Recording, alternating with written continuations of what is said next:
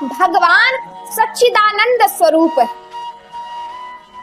भगवान के जो स्वरूप है वो सत्य, चित और आनंद है। क्या है? सत्य, चित और आनंद। इसीलिए भगवान सच्चिदानंद कहे जाते। सत्य क्या है? हर चीज की एक परिभाषा होती है, उसी प्रकार सत्य की भी एक परिभाषा है कि सत्य क्या है। सत्य अडिग है, अमित है, शाश्वत है और अपरिवर्तनशील है, जो कभी नहीं बदलता, किसी भी काल में, किसी भी स्थिति में नहीं बदलता, वह सत्य है। और वही सत्य स्वरूप भगवान है। भगवान सत्य है क्योंकि भगवान कल थे, भगवान आज हैं और भगवान कल भी रहेंगे। इसीलिए भगवान को सत्य स्वरूप कहा गया। सत्य क्या है? मृत्यु भी सत्य है। मृत्यु क्या है? मृत्यु भी एक अटल सत्य है। मृत्यु अटल है। इस पर कबीर दास जी लिखते हैं कि जो आया है सो जाएगा, राजा रंक फकीर, एक सिंहासन चढ़ी चले, एक बंधा जंजीर। जो इस संसार में आया है उसे एक ना एक दिन इस संसार से जाना ही पड़ेगा, चाहे वह कितने भी ऐश्वर्य वैभव के सिंहासन पर बैठा हुआ कोई राजा ही क्यों ना, या कोई गरीबी की जंजीरों में जकड़ा हुआ साधारण सा व्यक्ति। मृत्यु सबको आती है और मृत्यु सबको एक समान ही आती है। सभी खाली हाथ ही इस संसार से जाते हैं, ये भी अटल सत्य है। और इसीलिए मृत्यु भी अटल सत्य है, जो तीनों काल में सदैव एक समान रहती है। झूठ तो हर समय बदलता। एक झूठ को छिपाने के लिए हमें 100 झूठ और बोलने पड़ते, क्योंकि झूठ हमेशा बदलता है और सत्य हमेशा समान रहता है। भगवान सत्य स्वरूप है।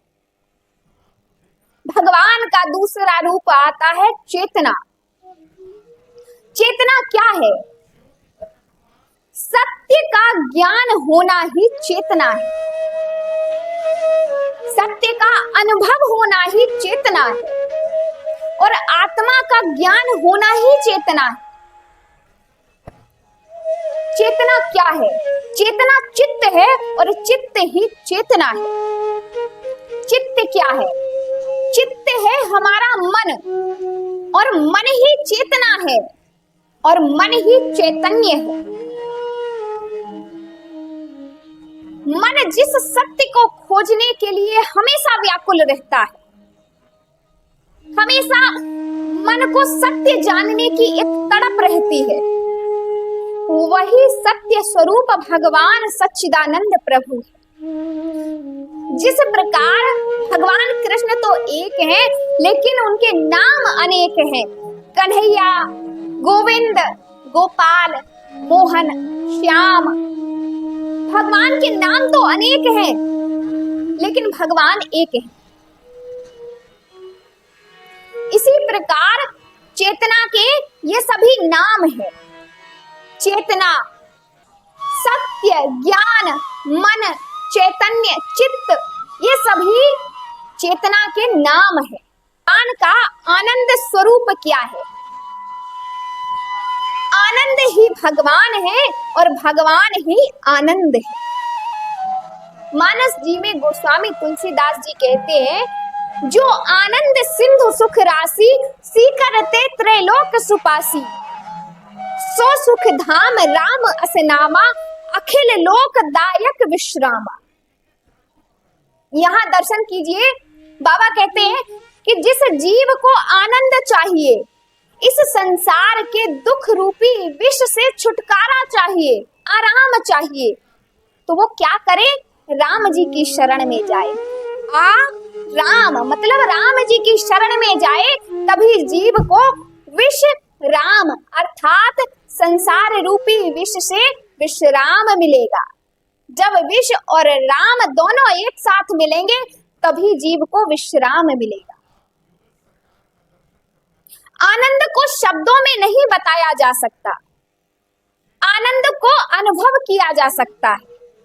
ये बात उसी प्रकार है कि जिस प्रकार एक गूंगे व्यक्ति को गुड़ खिला दिया जाए और महाराज उससे पूछा जाए कि भैया बताओ गुड़ कैसा लगा, तो उस गुड़ की मिठास को वह गूंगा व्यक्ति क्या बताएगा, कैसे वर्णन करेगा। उसी प्रकार आनंद है, आनंद अप्रकट है, दिखाई नहीं देता है। हम शब्दों में नहीं बोल सकते आनंद कैसा है, अनुभव कैसा है। ये इस प्रकार समझ लीजिए आप कि यहाँ कबीरदास जी कहते हैं, प्रेमी ढूंढत मैं फिरूं प्रेमी मिले न कोई, प्रेमी ढूंढत मैं फिरूं प्रेमी मिले न कोई, प्रेमी को प्रेमी मिले, प्रेमी को प्रेमी मिले तब ही सारा विष अमृत होए। जिस प्रकार आत्मा परमात्मा से मिल जाती है और प्यास पानी से मिल जाती है, उस स्थिति में जो अनुभव होता है वही आनंद, परमानंद, सच्चिदानंद भगवान है।